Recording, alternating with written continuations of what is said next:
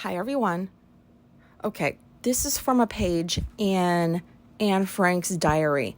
You listen to this and you tell me that she is not autistic. Sorry that this is story time, but it's just a quick couple of paragraphs. Okay. Everyone thinks I'm showing off when I talk, ridiculous when I'm silent, insolent when I answer, cunning when I have a good idea, lazy when I'm tired, selfish when I eat one more bite than I should, stupid, cowardly, calculating, etc. All day long, I hear nothing but what an exasperating child I am. And although I laugh it off and pretend not to mind, I do mind. I wish I could ask God to give me another personality, one that doesn't antagonize everyone. But that's impossible. I'm stuck with the character I was born with, and yet I'm sure I'm not a bad person. I do my best to please everyone, more than they'd ever suspect in a million years. When I'm upstairs, I try to laugh it off because I don't want them to see my troubles. Oh, man. I mean, she was definitely autistic. I really wish that she would have lived to write the books that she wanted to write. Who the hell writes like this? This is such a good journal. Like, I don't write anything close to this in my journal. It's like a 5-year-old writes in my journal sometimes. So I could definitely see how she wanted to be an author, because if you, like, your diary looks like this, you write so well. Anyways, I am not trying to compare myself to the plight of what she went through. It's just when I read those 2 paragraphs, it just brought me right back to childhood, because that's exactly how I would characterize my childhood and how I felt. That's exactly how I would describe it. And it's just like it screams, nobody understands me. So I just wanted to share that. Not that anybody asked me to. And then nobody asked me to do this. And I'm sorry I have to say this out loud, but I was listening to my Alex most recent episode, and y'all probably think I'm obsessed with her, but I'm not. So she actually, I've heard her identify this before about herself. She identifies as a highly sensitive person, but in the same breath, she actually said that it is also on the spectrum with other things, like, and I think, pretty sure she said autism. But I was so floored at that point. I was just waiting for her to say she was autistic. Like, I'm autistic. Like, say it.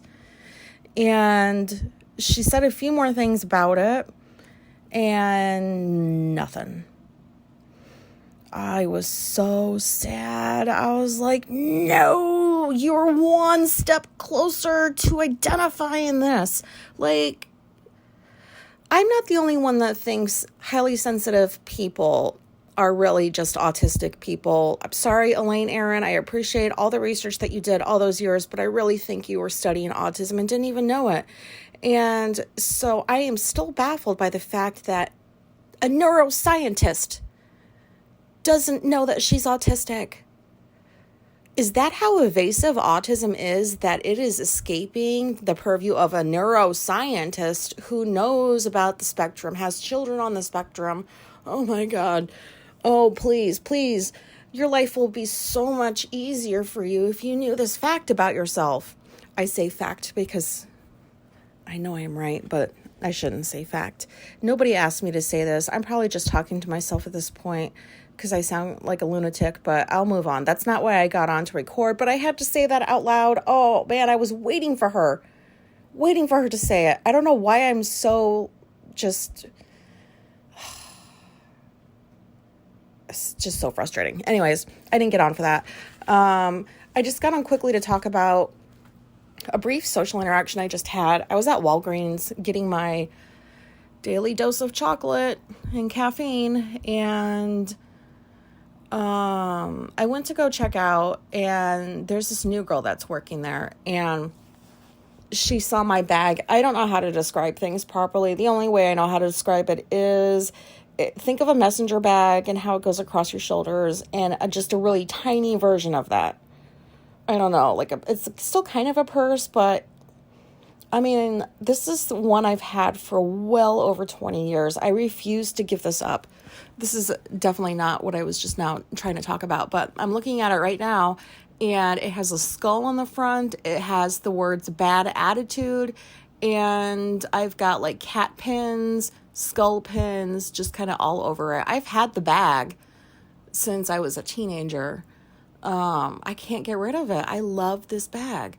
But the pins are relatively new. They're replacing like ones that have fallen off. So anyways, she sees the bag and the pins and she's like, wow, I really like your pins and the cat ones too. And so she proceeded to tell me that she has 4 cats and was telling me quirks that they had. Like one knows how to turn on a gas stove.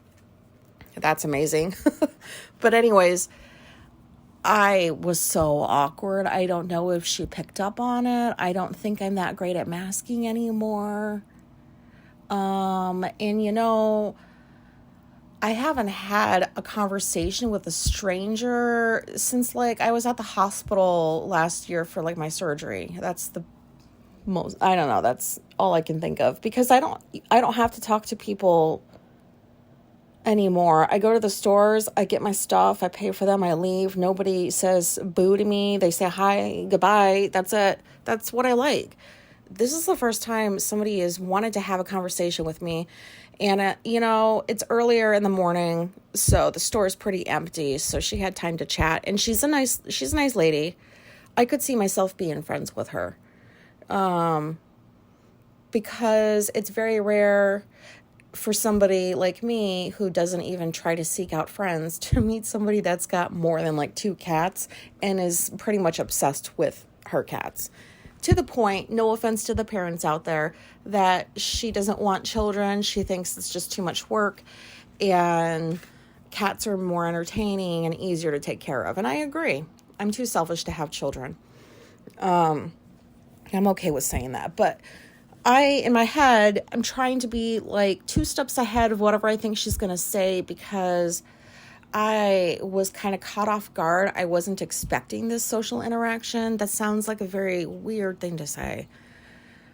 And it's just times like this that I wish I didn't feel so anxious and overanalyze stuff like this, because she's a nice lady. Like, I talked to her. I shared a bit about our cats, because I will stop and talk to somebody about cats.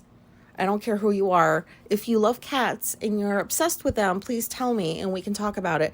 So it was a nice conversation. I was just kind of glad that it was over when the next customer came up to pay for their stuff and she had to go back. But she even told me about a cat cafe that's around here that I had no idea about, which I'm definitely going to visit. But I walked away from that conversation feeling super awkward, a little bit embarrassed. I have no idea if she picked up on anything, because I don't know if I just said this or not, but I think I did. But I'm not good at masking anymore.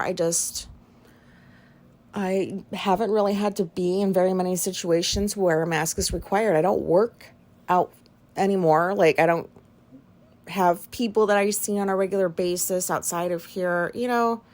So I guess I just kind of have gotten used to not talking to people.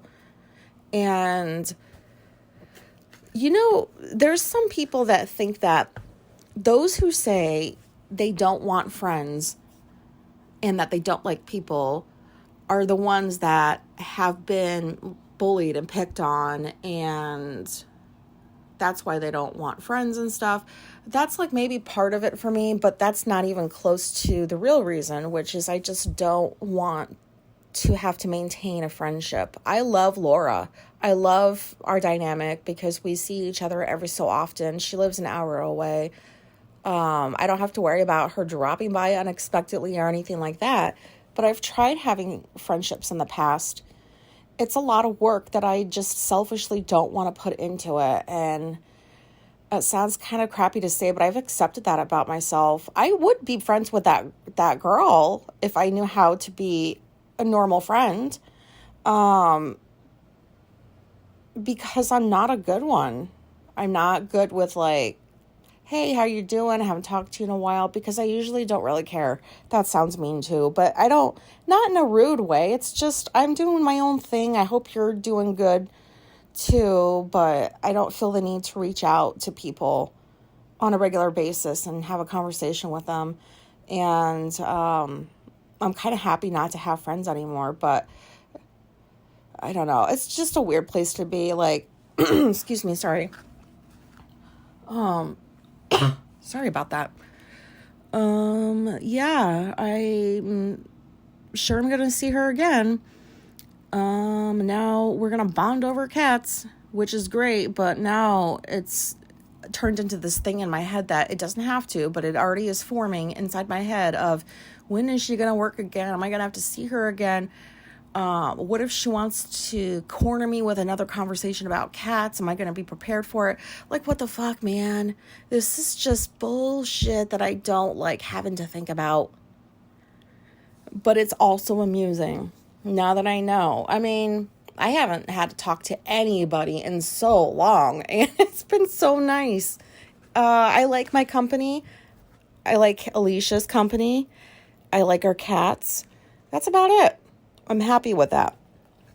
But at the same time, I wish I was less socially awkward, because I did want to talk to her and hear about her cats. And another thing too is, I don't know if anybody out there does this, but whenever, this could be like for anybody doing anything, but for example, like when she stepped away from her cash register to follow me to the door to keep having this conversation with me, her back was to her register, and I saw somebody like start walking up toward it, and I started feeling anxious, like, oh no, does she know that she's going to have another customer like any second now? Should I tell her? If I tell her that, will that sound weird or rude, or like I don't want to continue talking to her, or that she's not doing her job properly? Like, what is up with all that thinking? So I just kind of stared off into the distance until she turned around and saw what I was looking at. And then that was the end of that. So awkward, so uncomfortable. And now it's just kind of something that's in my head of, well, great. Am I going to have to see her again when I go in there? Because part of me does want to talk more about cats, and the other part of me just wants to avoid the awkwardness of a social interaction. So that's all I've got. This isn't helpful, really, any advice way, because, I don't give advice. I'm not good at it. I'm just relating my experiences, and I'm sure that there's plenty of you out there that can at least relate to this one, because social interactions are so difficult sometimes, at least for me. And it was kind of interesting to realize, wow, it has been a long time since I have had to talk to somebody. And, I guess actually I will take that back. I did mask a little bit. I was feigning interest. Like I was interested, but I was also kind of pretending a little bit. I don't know what that is. I don't know. I got to go analyze this. I'm probably going to think about this for like the next few hours. So I'll just get to work so that I can put off thinking about this until later, and then I'll dissect every word I said, every facial expression I might have made, what she might have thought. You know how it goes. Good stuff. All right, have a good weekend. Bye.